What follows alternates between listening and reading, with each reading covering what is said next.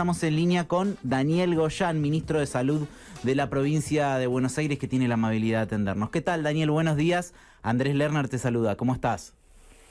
¿Qué tal, Andrés? Buenos días. Bien, muy bien. Gracias por el contacto, ministro. Y bueno, ¿cómo estamos en este momento en la provincia de Buenos Aires? ¿Cuál es la situación en cuanto al avance de la pandemia, en cuanto a la situación epidemiológica y también a este número al que estamos prestando mucha atención, que es las camas en terapia intensiva, las camas con respirador? Sí, la situación es de cautela, de mucha cautela, ante anuncios que vamos a conocer próximamente y que seguramente van a implicar alguna actividad superior de movilidad de gente, lo cual eso siempre trae aparejado una mayor cantidad de posibles contactos entre personas contagiadas y personas que no. Con lo cual nosotros en estos 15 días aprovechamos para reforzar más toda la estructura sanitaria por un lado, agregando mayor capacidad de camas. Vamos a estar incluso poniendo en marcha en los próximos días también todavía algunas camas más, vamos entregando los equipos correspondientes. Y por el otro lado, reforzar mucho lo que es todavía más y coordinar mejor todas las actividades de testeo, de rastreo de los casos, intentando mitigar la cantidad de contactos que se producen a partir de una persona que ya está enferma y bueno, a partir de eso debemos tratar de aislarla del resto de sus posibles contactos, porque sabemos que cada una de esas personas contacta entre 15 y hasta potencialmente 20 o 40 personas, según la situación. Entonces, eso se organizó mejor, todavía se viene trabajando mejor, y con eso esperamos mitigar también una acción que mitigue. Todo el mundo hoy coincide a escala mundial, también en el ámbito con las autoridades de la Ciudad de Buenos Aires, que estamos en una etapa en donde los casos están creciendo mucho a nivel de los pacientes asintomáticos o con pocos síntomas, que no ni siquiera se los detecta en el sistema porque no consultan, no es una persona como cualquiera de nosotros que no por ahí ni tenemos síntomas o tenemos un síntoma tan banal que al otro día ya se nos pasó y bueno, no consultamos porque es un pequeño dolor de garganta, a veces una leve febrícula.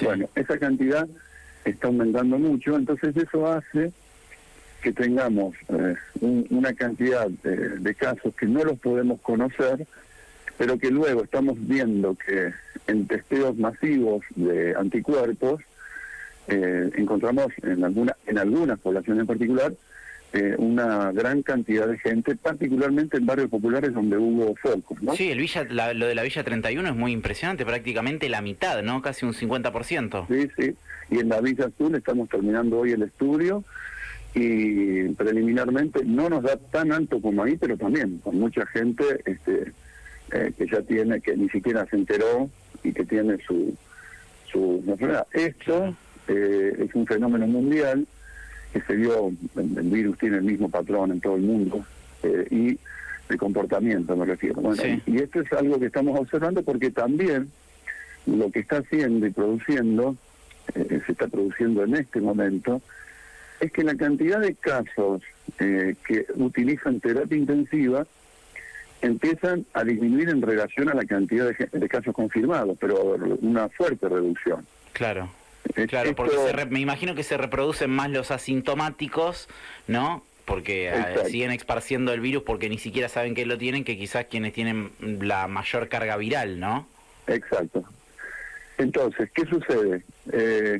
Nosotros llegamos a un momento en abril, mayo, en donde el 12% de los pacientes necesitaban una cama de terapia. Sí.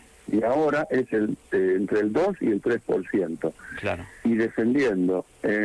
Entonces, ojo, estamos hablando de un N mucho mayor, ¿no? En abril había menos casos, no es que baje la cantidad de gente que necesita cama de terapia. No, el porcentaje de los contagiados, claro.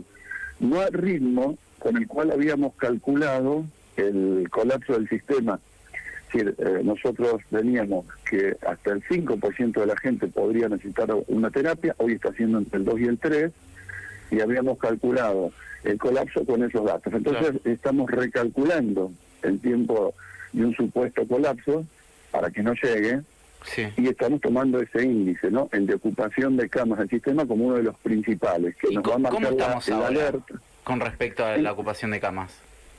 En la provincia de Buenos Aires estamos en el conjunto de disponibilidad de camas de terapia intensiva, bien, tenemos en un 40% en el AMBA y casi un 48% en el conjunto provincia de disponibilidad de camas. Esto quiere decir que no tenemos que tirar manteca al techo, no es que decir, bueno, no. Lo que quiere decir esto es que tenemos una cantidad de camas suficiente al actual ritmo para ir bancando la situación. Claro. Ahora, si vemos que se vuelve a disparar, ¿no? La cantidad de casos y por lo tanto el impacto que tiene sobre la utilización de camas, ese va a ser nuestro principal criterio de alarma. Claro, exactamente. Debo decir también, porque alguna gente ya me dice, no, pero en el hospital de tal localidad están las camas de terapia intensiva a un 90%. Nosotros estamos trabajando fuertemente un sistema de compensación, porque es cierto que en algún hospital tenemos mayor ocupación, pero en otros hospitales estamos con un 50, 55%, y en algunos hospitales del tercer cordón menos todavía. Entonces estamos trabajando la provincia es muy grande, esa diferencia con la capital, que geográficamente todo queda más cerca, entonces en un dispositivo de derivación de pacientes para ir equilibrando y que ningún hospital se nos quede muy saturado. Pero la recomendación es la de siempre, ¿no? Es decir, si la gente es responsable y cumple con absoluta responsabilidad, fundamentalmente este tema de las reuniones familiares, los asados, el Día del Amigo... Sí, es eso, el Día del Amigo, ¿no? Fundamental. Si la gente cumple eso, vamos a poder coronar este esfuerzo en un tiempo determinado que no es tan lejano. Me estoy refiriendo a que no es que va a terminar todo ya y volvemos a la normalidad, pero vamos a poder haber pasado un momento más álgido sin lamentar muertes que se produzcan por saturar el sistema, que es lo que se produjo en los países que deja imágenes terribles y que además pone en la disyuntiva de elegir a qué persona atender o no, una cuestión muy deshumanizante. Claro. Ministro, hay que tener presente una cosita más que te quería decir al respecto. En estos momentos nosotros tenemos muchas menores cantidades de fallecidos en la Argentina por causas respiratorias que los años anteriores. Aún contando el COVID. Digo, en este momento del año, las camas de terapia intensiva siempre estaban prácticamente a full en la provincia de Buenos Aires, pero a full, y te digo que estaban siempre tensionadas y faltaban. Hoy tenemos este plus. Esto es el resultado de lo que hemos cuidado, pero no debemos descuidarnos. Y si hace falta, yo creo que eso es lo que se va a anunciar en todo momento, que lo que se habla de actividad va a ser siempre con mucha cautela, y si observamos que se nos empieza a disparar la curva de nuevo, con la misma decisión, lo dijimos siempre, volvemos hacia atrás, y si no es así, seguimos para adelante, pero no podemos relajarnos y decir, bueno, ya está todo bien, vamos a hacer la vida normal, porque ahí sí todo el esfuerzo que se ha hecho hasta ahora se perdería. No, totalmente. Hace algunos días hablábamos con Eduardo López, uno de los infectólogos que asesora al gobierno nacional, y fue muy sorprendente porque nos dijo que él estaba evaluando que el pico de contagios podía llegar para el 15-16 de julio. Bueno, hasta ahora, el día con mayor cantidad de casos fue ayer. ¿Cree usted que ya hemos pasado el pico, o por lo menos uno de los picos de esta pandemia en el área metropolitana?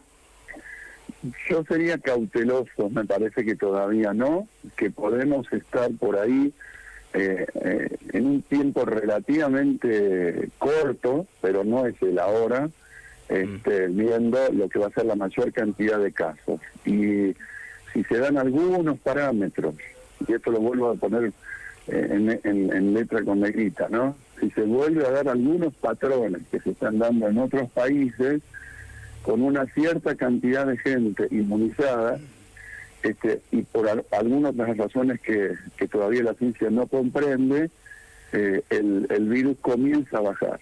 Lo que sucedió en la Argentina, si eso se corrobora, que es así también, es que esa cantidad de gente infectada, en algunos países se produjeron en un mes y medio, colapsaron todo, claro, el sistema, y en nuestro país fue el objetivo de aplanar la curva, claro, fue ese. Y además esperar, nos dio tiempo para esperar alguna respuesta terapéutica. Yo quiero decir que con el plasma tenemos el primer corte ya de un estudio de carácter más científico, antes era empírico. sí, Eran observaciones que veíamos que venían muy bien. claro, Y tenemos los pacientes tratados con plasma. De 500 que va a ser el estudio, ya hicimos el primer corte preliminar, es todavía, con 123 pacientes, nos dio un tercio menos, es decir, 41% de las personas que no recibían plasma, pues se comparó contra gente que no recibía plasma, sí, tomados del CISA, claro, pacientes tomados del sistema de vigilancia en salud, sí, que no recibieron plasma, 41% de mortandad. Y pacientes que recibieron plasma, 13%, 11%. Es claro, decir, una diferencia tremenda. sí, 3 veces menos. Tres Entonces, veces menos. vamos en estos días ya a duplicar la cantidad de tratamientos con plasma. Hemos traído máquinas nuevas, ya entran a trabajar la semana que viene en el Instituto de Hemoterapia para duplicar la cantidad de tratamientos. Eso, además de salvar vidas, mejorar vidas o evolución de pacientes con COVID, nos permite gestionar también mejor las camas, porque esos pacientes o salen rápido de terapia o no llegan. Claro. En el paso previo a entrar a terapia se le coloca y realmente no llegan después a terapia. Así que son todos esfuerzos que estamos haciendo. Estamos esperando para la prueba del suero hiperinmune. Próximamente empiezan los ensayos. También tenemos cifradas esperanzas ahí. Y estamos trabajando también con las vacunas que se están ya probando en el mundo con ensayos clínicos en seres humanos. Claro. Estamos charlando con Daniel Goyan, ministro de Salud de la provincia de Buenos Aires. Daniel, bueno, la expectativa está puesta en los anuncios que vaya a haber en el día de hoy. Efectivamente va a suceder como venía viéndose en los últimos anuncios, en las últimas etapas de la cuarentena, que la provincia por ahí tenga una flexibilización un poco menor a la que vaya a tener la ciudad de Buenos Aires. No lo pondría en un término cuantitativo, sino más bien cualitativo. La provincia de Buenos Aires, generalmente por su estructura productiva, que además la necesita el resto del país, porque acá se produce más del 40% de los insumos industriales y de consumo que consume el conjunto del país. Entonces, siempre va a estar más orientada a la parte productiva, y la ciudad no tiene esas características, por lo cual probablemente tenga algunas diferencias en ese sentido, probablemente haya algunas cuestiones así menores, pero el concepto que se ha consensuado es el mismo, que va a ser gradual, no es de golpe.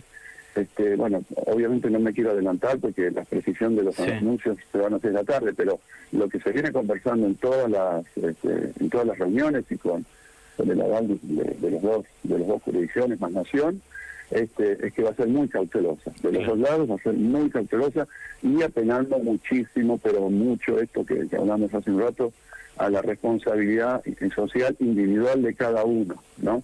Dirigido también a muchos sectores de jóvenes que por ahí piensan que, bueno, eso no le puede tocar. En realidad es obvio que es una enfermedad que afecta menos, pero quiero decirle que también produce casos graves y hasta mortalidad en casos jóvenes. Sí. Pero notamos allí como que, bueno, a mí no me va a pasar nada, no me va a hacer nada. Bueno, piensen en sus abuelos, piensen en sus tíos, en sus hermanos, en sus amigos mayores, en sus afectos mayores. Esto no es una cuestión solo individual o de grupo de los que son más jóvenes, es una responsabilidad social para cuidar a todos y a todas. Totalmente. O sea que están en sintonía en este momento en la Ciudad de Buenos Aires, porque da la sensación de que hubo distintos momentos de la relación, siempre con diálogo, pero algunos momentos quizás más tensos y otros momentos de más sintonía. ¿En este momento están en un buen momento de sintonía con las autoridades de la Ciudad de Buenos Aires? En general hubo siempre una buena sintonía, las reuniones además son siempre muy coloquiales, bueno, y después con mucho aval técnico, por eso quiero decirles que hay alguna prensa interesada en siempre en generar lío, diría. Yo les digo, cuando uno habla con técnicamente, epidemiológicamente, el foco de la enfermedad principal, la mayor concentración de casos, inició en la ciudad de Buenos Aires, no porque fue un gobierno o el otro, es porque ahí llegaron la mayor concentración de gente que trajo la enfermedad de afuera. Luego se fue dispersando hacia el resto del Gran Buenos Aires y algunos casos que en menor cantidad llegaron al resto del país. La gran concentración estuvo ahí. Epidemiológicamente, estas enfermedades hacen que los contagios irradien por las características del virus, desde el lugar de mayor concentración hacia la periferia. Y es exactamente lo que estamos diciendo siempre. Entonces, ya ¿qué dijeron? Que le echábamos la culpa al gobierno de la ciudad. Claro. Es el virus, no es el gobierno de la ciudad. Sí. Y fíjense que si este virus se comporta como se está comportando, va desde los sectores más pudientes, que son los que pudieron viajar al extranjero, se fue a los barrios populares, que son los que le prestan servicios y trabajan con esos sectores. De esos barrios populares porteños se pasaron a los barrios populares del primer cordón. Luego uno ve la mancha de aceite en la animación y ve que es exactamente eso. Luego pasaron al segundo cordón, luego llegaron al tercer cordón. Y cuando esto se vaya resolviendo, en términos de comienzo del descenso de la curva, el famoso, cuando termine el famoso mayor cantidad de casos y empieza a descender, va a ser en esa secuencia. Claro. Primero se ve viendo donde hubo más casos, luego del primer cordón, luego del tercer cordón. Exactamente, así se comporta el virus. Y lo que va a haber que cuidar, y lo vengo diciendo y siempre genera falsa expectativa, es que cuando eso suceda acá, y por ende se puedan, en el momento no lo sé, pero cuando se puedan ya liberar más actividades, son 16 millones de personas que interactúan tremendamente con el resto del país. Claro, sí, puede haber rebrotes en el interior, por ejemplo. Pero es lo que pasó en Estados Unidos. Claro. Cuando uno habla de epidemiología, y después dicen tiró una pálida que va a ir a otro lado, yo le estoy hablando que el virus, el leitmotiv del virus, es reproducirse. Claro. Y entonces, pero claro, ¿qué ventaja tienen esas ciudades del interior? Que quizás tengamos una vacuna antes, quizás tengamos un medicamento. Entonces, el tiempo que ganamos a ellos les va a servir para que no tengan un pico. No, y toda la experiencia también, ministro, de cómo actuar ante ciertas situaciones, de cómo proceder ante un aislamiento, ¿no? En un foco puntual, los sistemas de testeo y de rastreo de casos cercanos, ¿no? Exacto, no, esos barrios vienen haciendo un trabajo bárbaro. El problema es el siguiente, es que cuando a vos se te cuela una persona y te hace una reunión y te contagia a 20 personas en una ciudad chica, no podés contener. Ahora, si vos liberás las 16 millones de personas al mismo tiempo, las interacciones, mirá, te digo, aunque no lleguen a esa ciudad, las interacciones que se van produciendo en el medio de esa ciudad, y esa secuencia de contagios, es como la mancha de aceite. No te entra uno por día, te entran a esa ciudad 20 casos por día. Yo siempre pongo el ejemplo, o dos ejemplos.